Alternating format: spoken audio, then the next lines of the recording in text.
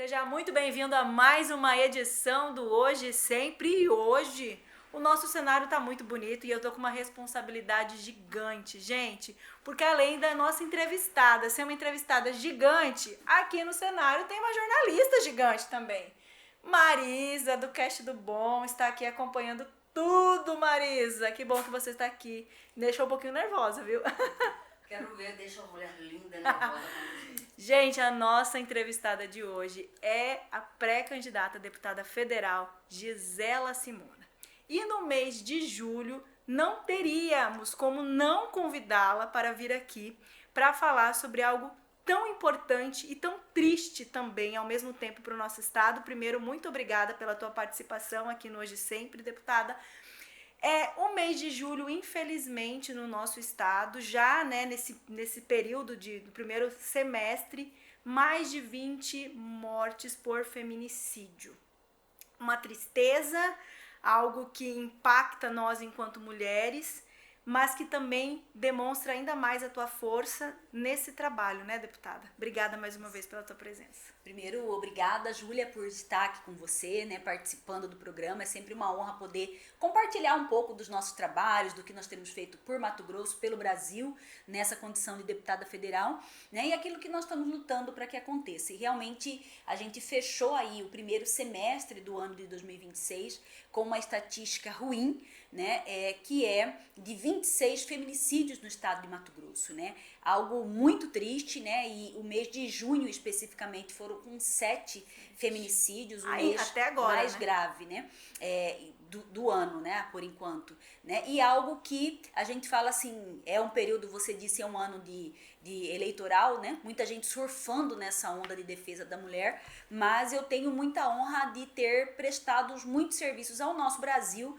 aí porque eu sou relatora do pacote antifeminicídio, né, essa lei que aumentou para 40 anos a pena de quem mata uma mulher pelo fato de ser mulher, né, além de endurecer penas de outros crimes que eu digo que antecedem o feminicídio, né, porque o feminicídio ele não começa com o tiro, com a facada, na verdade ele começa com aquela violência muitas vezes dentro do lar, né, a violência psicológica, a violência moral, a violência física de um tapa, um empurrão, né, e que acaba evoluindo para esse crime tão grave. Então é um momento de alerta sim para todas as mulheres, para nós não naturalizarmos a violência que acontece infelizmente na maioria dos casos dentro do lar.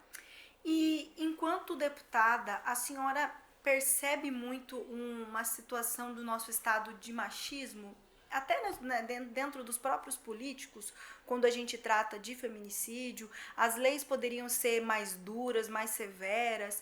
Como é que você vê isso, deputada? Então, o Brasil é um país machista, né? Então, infelizmente, está se vendo aí toda a problemática e a polêmica que estão se criando para penalizar o crime de ódio contra as mulheres na internet, por exemplo, a misoginia, né, o que é algo muito sério, né? E vejam que é isso, para aprovar cada lei que nós temos, seja de aumento de pena, seja no sentido de você levar mais informação para as mulheres que estão sendo vítimas de violência de alguma forma, tudo isso passa por muita articulação dentro da Câmara dos Deputados. A gente precisa, a estratégia é primeiro tornar isso muito público para a gente ter a população do lado de fora da Câmara fazendo pressão nas redes sociais para que aconteça, porque se deixar ali entre as 4 paredes, muitas vezes, da Câmara dos Deputados, isso acaba sendo considerado irrelevante, como mimimi, né, como algo que a gente está querendo aí, na verdade, maximizar e sendo que é um problema gravíssimo da nossa sociedade e que precisa da união de todos para que a gente possa obter resultado e resultados positivos, né? E a gente tá num mês que ainda debate isso muito mais com o julho das pretas, né, que é o mês aí dessa representatividade, e a senhora também, enquanto deputada, como é que é isso nesse contexto, representar essa mulher preta para o Mato Grosso, para o Brasil, tendo que lidar com tudo isso? Então, primeiro eu falo que eu tive uma honra, né, no tempo de estar deputada, de criar a bancada negra da Câmara dos Deputados. Porque quando a gente fala do Julho das Pretas, nós estamos falando de representatividade. Representatividade das mulheres pretas, né, que na verdade buscam aí ser tratadas com dignidade, tal qual todas as outras, né? Nós precisamos aí, na verdade, tirar uma máscara, muitas vezes, que está na sociedade de que todos são iguais e são tratados iguais, porque a prática não é isso. Né? Então, existe um racismo estrutural na nossa sociedade e nós não podemos ignorá-lo.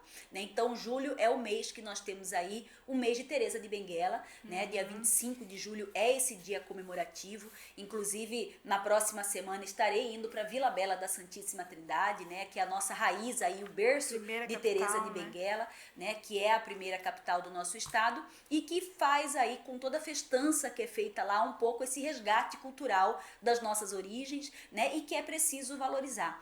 Então eu vejo que num ano também que se fala de eleição, é muito importante que todas as mulheres, né, as pessoas pretas e pardas do nosso país também pensem na importância da representatividade. Né? O Brasil hoje, nós temos apenas 24% dos eleitos, dos 513 deputados que se declararam pretos ou pardos no nosso país.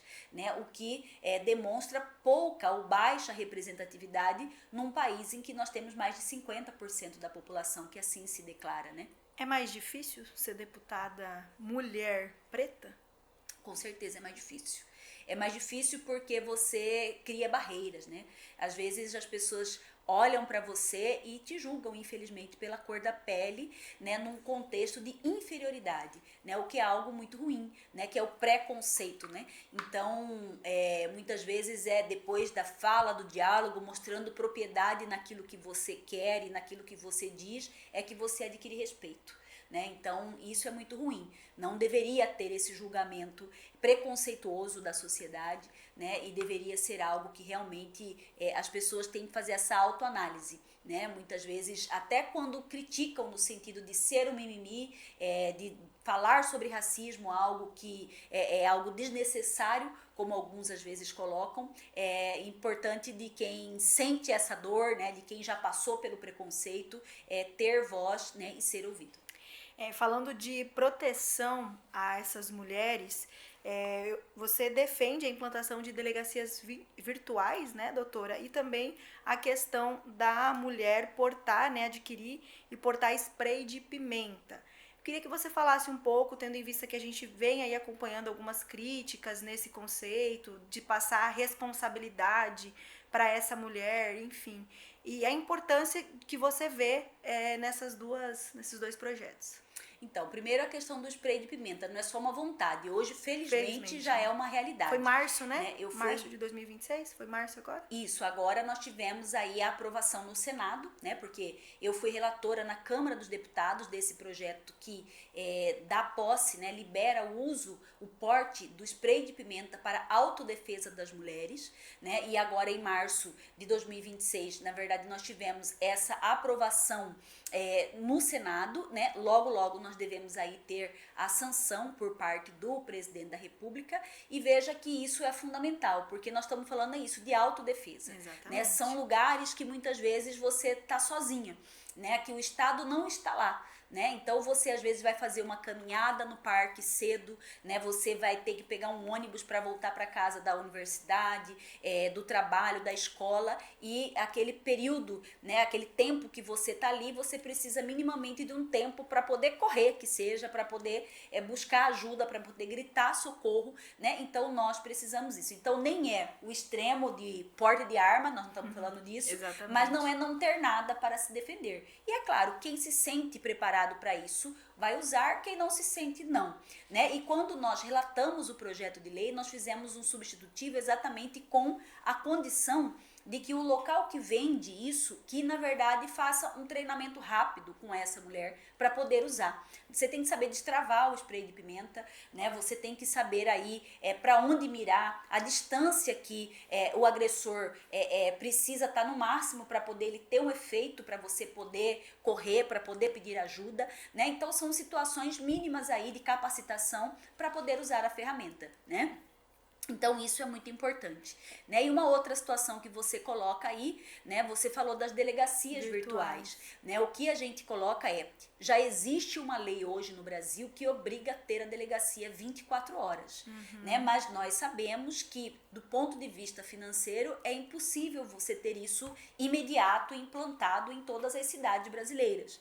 Então o que nós vemos é que assim como a medicina buscou lá a telemedicina, né? O uso da tecnologia para poder poder fazer o serviço de especialidade chegar em todos os cantos do Brasil, nós podemos fazer a questão da segurança também, né, que é uma porta aberta para as mulheres poderem ter uma ajuda, né, por parte de uma delegacia 24 horas da mulher com o acolhimento necessário, com uma rede de proteção necessária para fazer essa ajuda.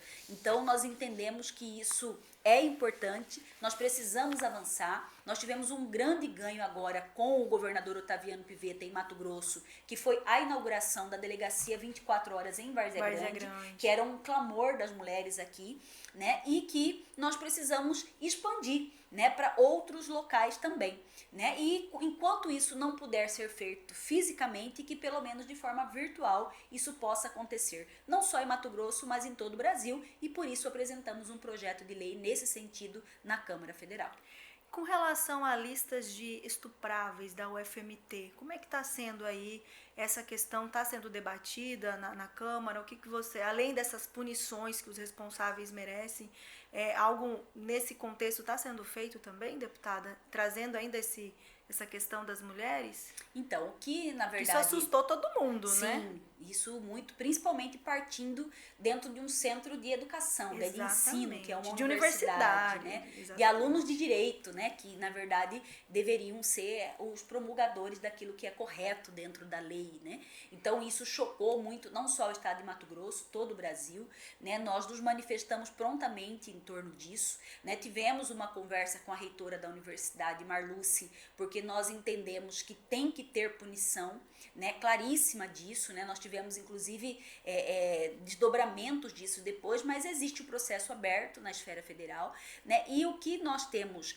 colocado dentro da Câmara dos Deputados é algo que alguns têm se colocado contra, outros a favor, mas é essa questão do crime de ódio, volto a dizer, que tem sido propagado ora nas redes sociais, nesses usos mais modernos de comunicação, né, dos mais jovens. Então nós precisamos ter freio para tudo isso, né? Então, ainda que a gente faça uma lei da misoginia que tenha aí regras mais claras e objetivas para que a gente não puna de forma errada quem não merece, mas que é preciso ter um controle disso, a sociedade precisa. Então, é nesse ponto que a discussão acontece na Câmara dos Deputados. É quase uma resposta para a sociedade, né? Olha, isso aqui está sendo feito depois de tudo que aconteceu, que surpreendeu, que depois a gente pegou listas de escolas aqui em Mato Grosso, no resto do país, e isso preocupa muito. Mas agora vamos falar de algo também que ajudou muito, que vem ajudando, que é a Lei 15.423, é isso? De 2026, da Voz do Brasil? Sim, na verdade nós conseguimos aí, hoje já é lei no Brasil, né? Algo que para quem está em grandes centros urbanos, parece que você dizer do 180, que é um canal de denúncia, por exemplo, de violência contra a mulher, parece algo muito simples. Exatamente. Mas hoje nós temos lá na área rural, né? Nós temos em todos os cantos do país, muitas vezes mulheres vítimas de violência que não sabem onde pedir ajuda. Então nós conseguimos aí aprovar, né, para que tivesse na Voz do Brasil, que é um momento em que se paralisa todas as notícias do Brasil, e nós temos aí a Voz do Brasil sendo divulgado o que acontece pelo poder público, 1 minuto por dia, para poder divulgar os canais de violência, né, onde pode ser divulgado aí os canais de combate à violência contra a mulher, né, seja o 180, seja outros meios de comunicação, né, como também foi um trabalho nosso na Câmara de tornar o 180 um canal de denúncias mais acessível, né, não sei se todos sabem, mas nós não tínhamos um canal que fosse acessível para pessoa com deficiência deficiência visual, auditiva, né? Então, hoje não, 180 já atende pelo WhatsApp, então você consegue aí, por exemplo, ter áudio, né? Você consegue aí ter outras formas de comunicação que realmente é mais acessível a todas as mulheres, independente da sua condição.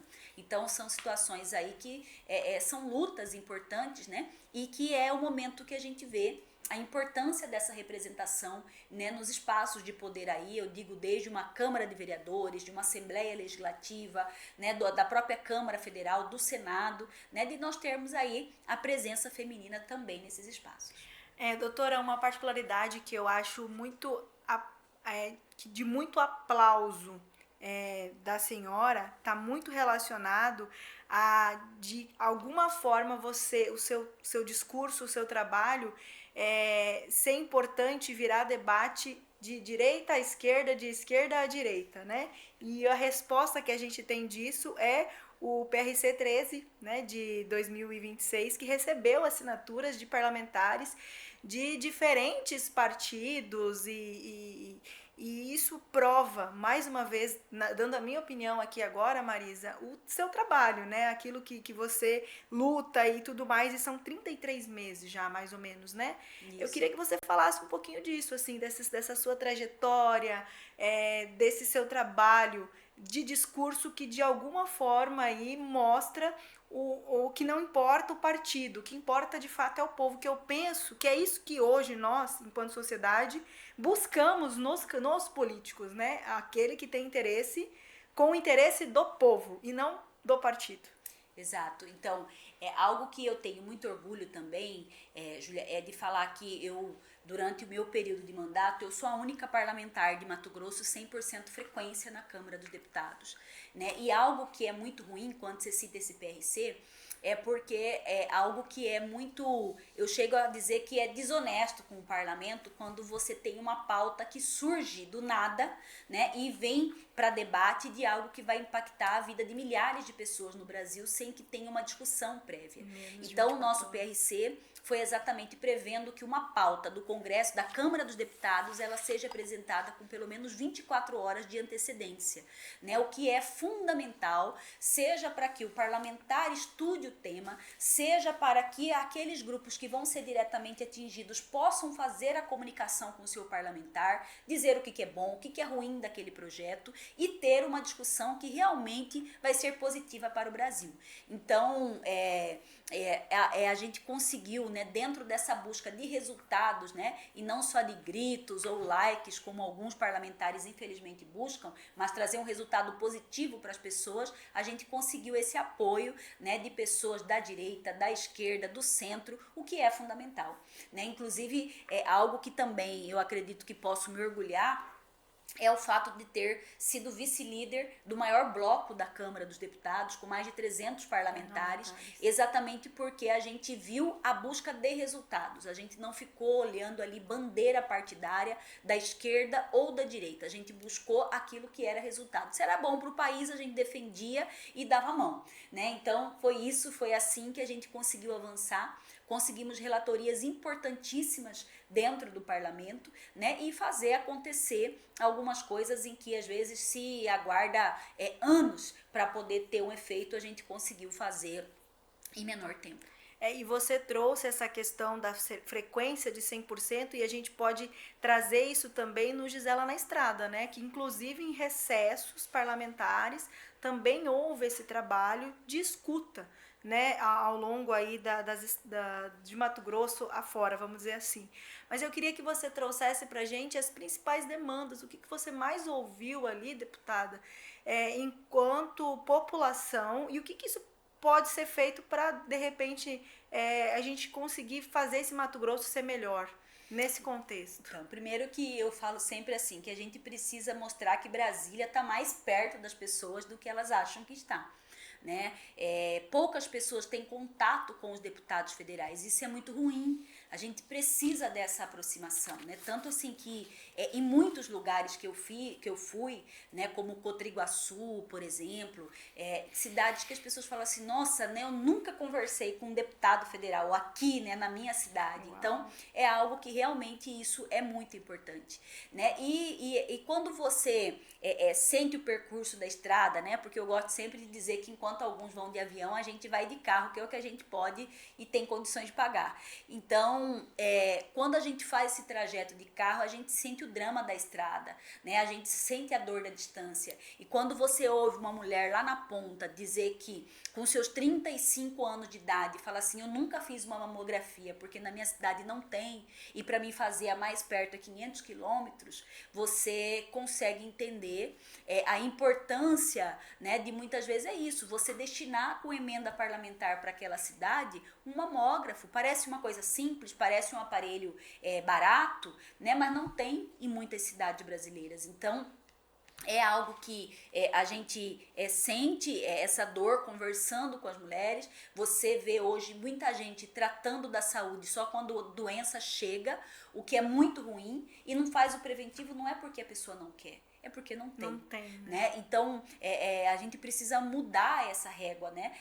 Da saúde de Mato Grosso como um todo, né? Então, isso é algo que me toca muito, né? Você ter muitas vezes a dificuldade, que é isso, né? A própria estrada em si, né? Que é algo que dificulta. Mato Grosso é um estado gigante. E essa né? mulher acaba também sendo uma vítima de violência do próprio Estado, quando ela é negligenciada de fazer o que é o básico para a saúde dela. Muitas vezes essa mulher que de repente cuida dos filhos, né, separada, é a que coloca a comida na mesa, quando ela não tem essas oportunidades, é uma forma de violência também para essa mulher. Sem dúvida, né? Então, é isso que nós precisamos diminuir, né? Essa distância, não só distância geográfica. Aí, mas essa distância das políticas públicas do Estado, seja para homens, mulheres, as crianças, né? De ter esse atendimento básico por parte do poder público, né? E algo que, de novo, né? Hoje o parlamentar ele tem um diferencial que há anos atrás não se tinha, né? Que a gente está falando aqui das emendas parlamentares, porque se a gente for olhar constitucionalmente falando, qual que é o papel de um deputado? É fazer leis, é fiscalizar o executivo. Hoje ele tem um total de emendas parlamentares muito grande sobre o seu poder, e muitas vezes o fato de não conhecer na ponta as necessidades da população acaba fazendo com que suas emendas, vamos dizer assim, elas somem no meio do mapa, né? Você não vê o que é feito, né? Tanto que existe uma corrente muito grande que devem acabar essas emendas parlamentares, exatamente porque você não vê obras estruturantes acontecendo muitas vezes por conta disso, né? E de novo, né, se não houver uma atitude mais exigente na fiscalização dessas emendas, a tendência é que elas acabem mesmo do ponto de vista de não conseguir chegar em quem precisa. Né? Então isso nós precisamos avançar. E algo que a gente, inclusive, sempre dá o toque aí nos prefeitos, nos gestores de maneira geral, né, é que é preciso se fazer projetos. Né? Como hoje essas emendas estão nas mãos dos senadores, dos deputados federais, dos deputados estaduais, é fundamental que um gestor, quando visita um gabinete de um deputado, né, que ele leve projetos para realmente daquilo que é uma prioridade na sua cidade. A prioridade é construir hospital, é fazer asfalto, é comprar aparelhos, é atendimento na saúde, né? Então isso precisa estar mapeado, isso precisa estar ali, não é chegar e dizer, tem emenda aí para minha cidade, né? E aí, para quem quer dar resultado, a emenda para quê? O que precisa no seu município? O que você quer, né? O que é prioridade hoje na sua cidade? Então, isso é algo que precisa melhorar para que a gente possa avançar nessa questão da destinação das emendas. Falando aí agora de pré-campanha e de eleições de 2026, né? Eu falo que, como o Vinícius de Carvalho costuma falar, que os anos é de 2 em 2, né? A gente só se preocupa com os anos das eleições, mas o trabalho, é importante. O seu nome foi sondado aí como uma possível vice do Otaviano Pivetta, né? Como é que está essa questão? A princípio você descartou essa possibilidade? Na verdade é só definitivo, não tem nenhum convite nesse sentido, né? Não existe nenhuma tratativa nesse sentido. O próprio governador Otaviano Pivetta já disse que isso é algo que vai ter que ser conversado lá nas convenções, né? Porque, de novo, né, o vice ele é algo que é construído junto com vários grupos em razão das alianças que se fazem, né, para a eleição de 2026. Então, nós estamos trabalhando firme no nosso projeto como pré-candidata a deputada federal, né? Eu tive a oportunidade de estar em Brasília, não eleita, mas sim como suplente, né? Porque, na verdade, eu não ganhei a eleição, né?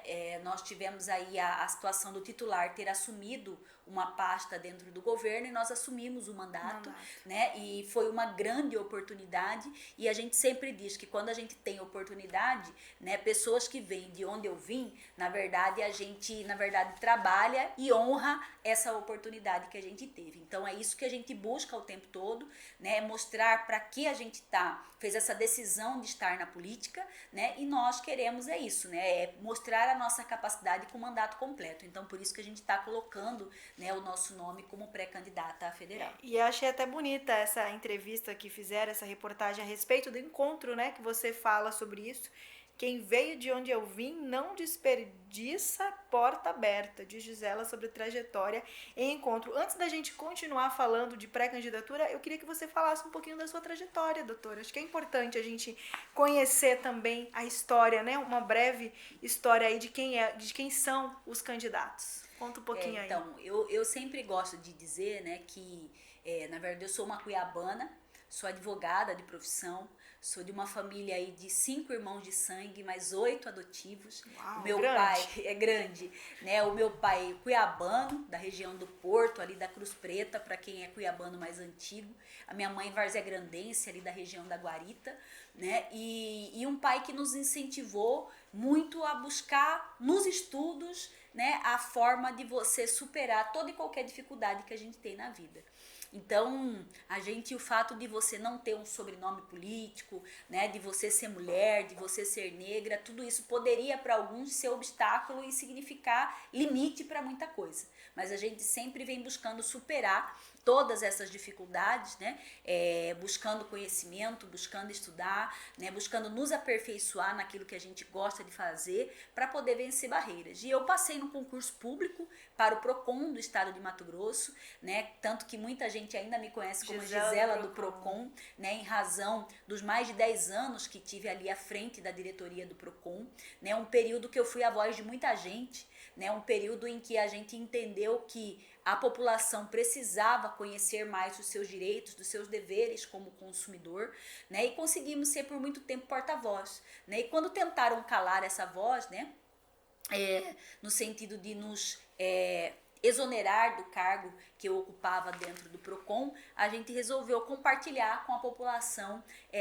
tudo que estava acontecendo dentro do PROCON, né, e quando a gente compartilhou, isso viralizou. Né, na época, Facebook, a grande rede social do momento, viralizou com mais de 80 mil compartilhamentos do meu texto, do meu textão, como se diz, nas redes sociais. E isso, muita gente veio ali e disse: Gisela, não desista, seja candidata, né, nos represente. E foi onde eu tive ânimo e força para colocar o meu nome aí como candidata na época, né? E algo que a gente vem assim com muita coragem, né? E a resposta veio nas urnas com mais de 50 mil votos. Para ser mais precisa, 50.682 votos. Então, naquele momento, a gente viu, né, número, que...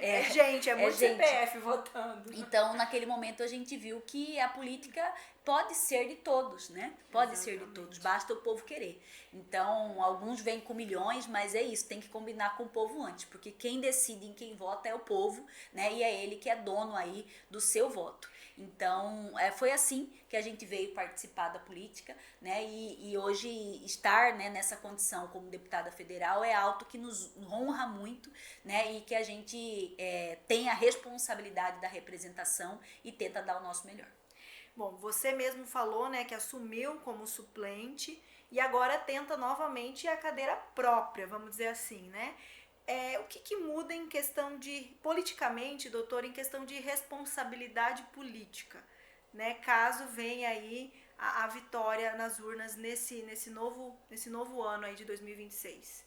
Então, primeiro, a responsabilidade é diferente? Não, é diferente porque, assim, primeiro, quando você é suplente, primeiro que você não tem os cargos dentro do mandato, que você poderia fazer algo do seu jeito, né? Por exemplo, eu que gosto muito de me aproximar das pessoas, de estar onde as pessoas estão, muitas vezes você se limita a isso, né? Você não tem o valor de emenda parlamentar que o titular tem, então isso te impede muitas vezes de fazer todos os serviços que você gostaria de fazer, né? Então isso, dentro da Câmara, regimentalmente, você não pode ser presidente de nenhuma comissão pelo fato de ser suplente, né?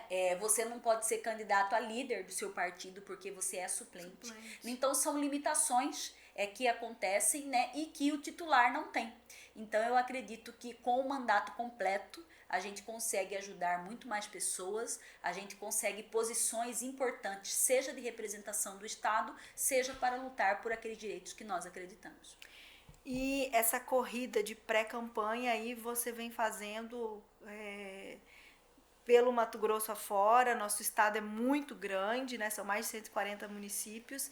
Como é que vem sendo esse trabalho nesse momento de pré-campanha?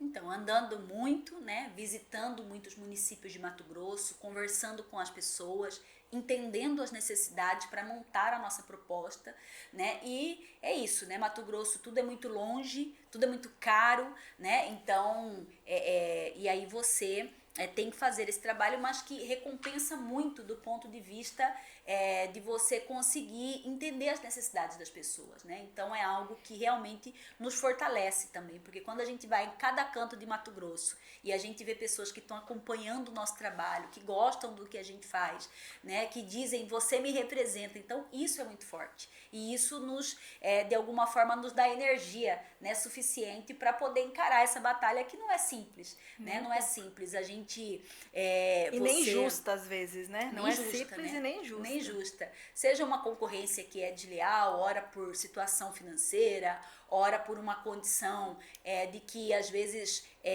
os que estão há mais tempo na política acho que são dono da política, né? Nós temos acompanhado no Brasil aí todas as tentativas, né, de tirarem as mulheres do centro das decisões importantes que se toma dentro da política, né? Então é algo que nós não podemos normalizar e nem naturalizar. Então toda vez que eu tenho que me manifestar, independente de quem atinge, a gente precisa falar a verdade, né?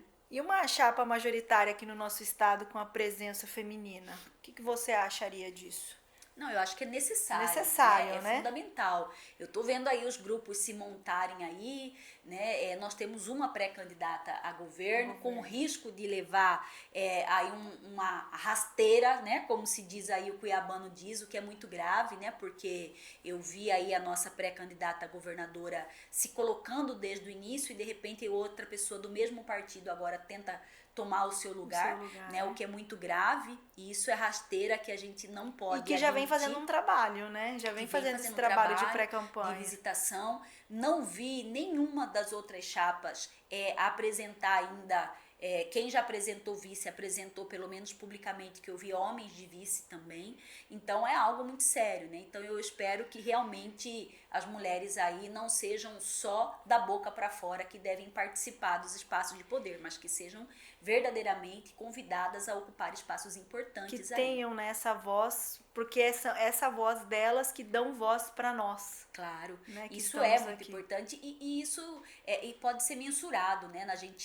Quando você faz um retrato dos projetos de lei apresentados, por exemplo, junto ao Congresso Nacional, aquele que tratam das mulheres, aquele que cuidam das pessoas, são de iniciativa das mulheres, na sua grande maioria, né? Então, não que todo o restante não seja importante, mas deveria ter a mesma importância para todos, né? Então essa mescla aí de homens e mulheres, ela é fundamental, né? Não só na política, mas em todos os passos, né, que se ocupam aí. Então que a gente veja aí agora na política como isso vai acontecer, né? E nós precisamos estar atentos aí para não diminuir a nossa representação de Mato Grosso, que já é pequena, né? Seja na Assembleia Legislativa, em termos de Senado, né? Em termos de governança, nós precisamos avançar.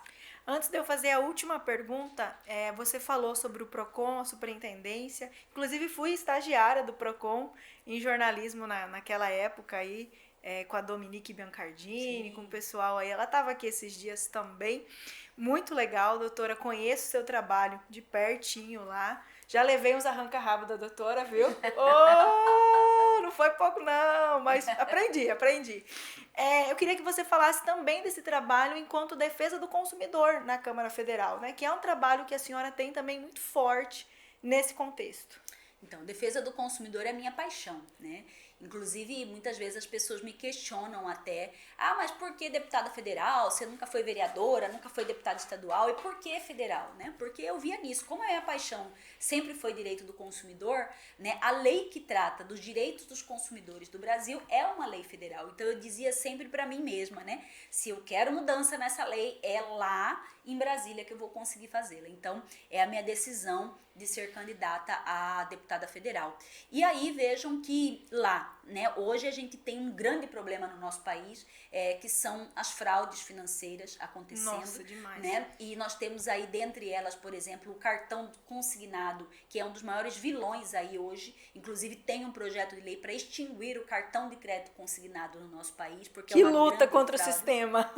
Luta total, né? Você responsabilizar as instituições financeiras por essas fraudes que acontecem, porque na maioria das vezes é vazamento de dados dos próprios bancos, né? Ninguém te manda um boleto falso sem nexo com a sua vida. Ele pega lá o seu financiamento do carro, é o valor exato da parcela, é o seu endereço correto, é tudo perfeito no boleto e fazem um boleto igual para pagar. Então, da onde saiu esses dados, né? Então, vamos responsabilizar aqueles que de alguma forma contribuem para isso, né? O consumidor não pode pagar sozinho essa conta.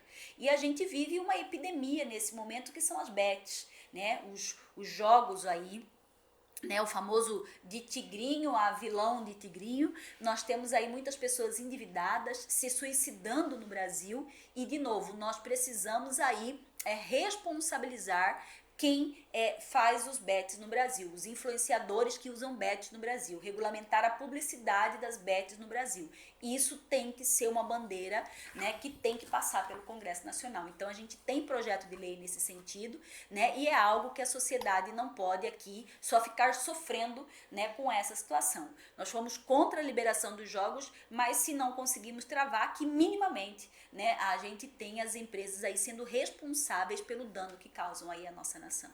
Realmente é complicado, né? E muita gente ganhando milhões com isso também, né? Exatamente. Como a gente vê aí nos noticiários. Agora sim, para a gente finalizar, doutora, são muitos pré-candidatos, né? Como é que convence o eleitor de que a sua experiência em Brasília é mais útil em um novo mandato do que a renovação aí por outro nome? Então, eu falo sempre que nesse momento de ano eleitoral é preciso fazer uma reflexão, né? Todos nós cidadãos, porque afinal de contas, tudo que acontece na nossa vida tem a ver com a política. Se hoje você tem atendimento médico ou não, tem a ver com a política. Se você tem uma lei que você acha que te protege ou não, tem a ver com a política ou não, né? E aquilo que você espera, você precisa ver em quem você vai votar. Traz resultado ou não traz resultado para aqui a minha cidade, o meu estado, o meu país, né? Eu sou teimosa nisso, né? Que o eleitor ainda vai de alguma forma ditar o tipo de parlamentar que ele quer. Então, se você quer um parlamentar que trabalha para você, que dá resultado para você, o momento da escolha é esse, né? Então eu acho que é com o trabalho. Eu não vejo outra forma de ser diferente dentro de um perfil de muitos eleitores do que mostrar resultado. E aí já vou pedir aqui, siga o meu Instagram, Gisela Simona Oficial é o meu Instagram. Ali você consegue me acompanhar, saber um pouco do que nós estamos fazendo por Mato Grosso e pelo Brasil, né? Das nossas andanças aí por Mato Grosso, mostrando tudo o que está acontecendo, que é uma forma de você conhecer a cada pessoa que se propõe, né, aí a ser um candidato nas eleições de 2026. Muito obrigada pela tua participação. A doutora que agora tem uma agenda aí também. Marisas que vai me levar junto, né? Um dia eu também vou me candidatar e a Marisa vai me ajudar, né? Maravilhoso. Precisamos, Júlia, de mulheres como você, como a Marisa, nessa luta aí pela representação das mulheres na política, né? E a gente fica até um pouco triste, Júlia, porque esse ano a gente está tendo pouquíssimas mulheres, né, que colocaram aí o seu nome como pré-candidatas, né? O que isso não é bom, porque se já na colocação dos nomes já é baixo o número, né? Imagina no resultado nas eleições. Então depois. Isso me preocupa bastante. Mas que a gente, que as poucas aí que colocaram o seu nome tenham êxito, né? Pra gente não em nenhum momento ter retrocessos nessa representação. Obrigada mais uma vez pela tua participação aqui, doutora. Eu conversei com a Gisela Simona, ela que é deputada federal e pré-candidata a deputada federal também. E só lembrando que o Hoje sempre acredita que a política deve ser debatida com informação, com transparência e com espaço, para que você, população, conheça as propostas, cobre resultados e faça suas próprias escolhas. Até o próximo Hoje Sempre. Tchau, tchau.